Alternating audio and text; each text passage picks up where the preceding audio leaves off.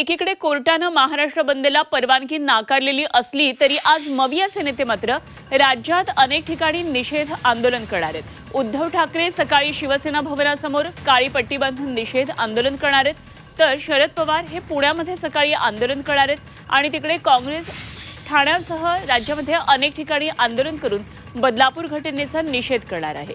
दुसरीकडे मवियाच्या या आंदोलनाला महायुती सुद्धा उत्तर देणार आहे, ते आंदोलन करूनच। मुंबईमध्ये भाजपचे नेते आज आंदोलन करणार आहेत। ठाणे आणि नाशिकमध्ये भाजपकडून आंदोलन करून मवियाच्या या आंदोलनाला हे प्रत्युत्तर देण्यात येणार आहे।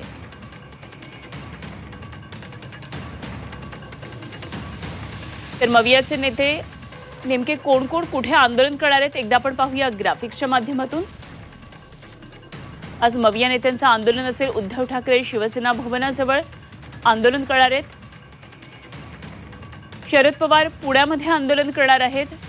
मवियाचे महत्त्वाचे नेते आज आंदोलन करणार आहेत। पुण्यामध्ये पृथ्वीराज चव्हाण असतील आंदोलन करण्यासाठी, तर नागपूरमध्ये विजय वडेट्टीवार यांच्या नेतृत्वामध्ये आंदोलन होणार आहे। ठाण्यामध्ये नाना पटोले आंदोलन करणार आहेत। तर संगमनेरमध्ये बाळासाहेब थोरात काँग्रेसकडून हे आंदोलन होईल, तर अमरावतीमध्ये यशोमती ठाकूर आंदोलन करणार आहेत।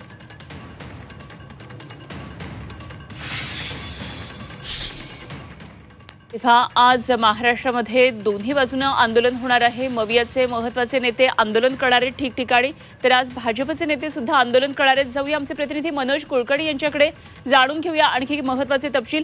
मनोज, आज राज्यभर विविध जिल्ह्यांमध्ये महत्त्वाचे नेते आंदोलन करताना दिसणार आहेत आणि विशेष म्हणजे दोन्ही बाजूने सत्ताधारी आणि विरोधकांकडून आंदोलन होणार आहे, त्यामुळे एक प्रकारे आजचा दिवस हा महाराष्ट्रामध्ये आंदोलनांचा दिवस असणार आहे।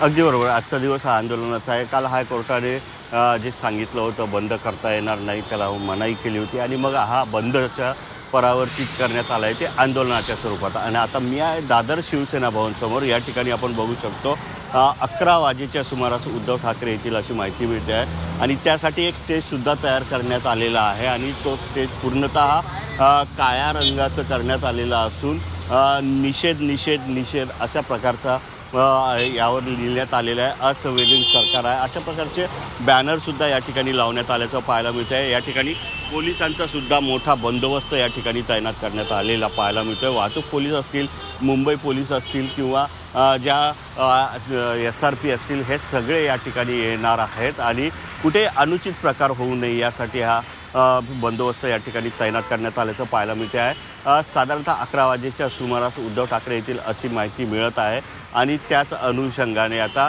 या ठिकाणी पोलिसांचा हा बंदोबस्त आहे तो तैनात करण्यात आल्याचं पाहायला मिळते आहे।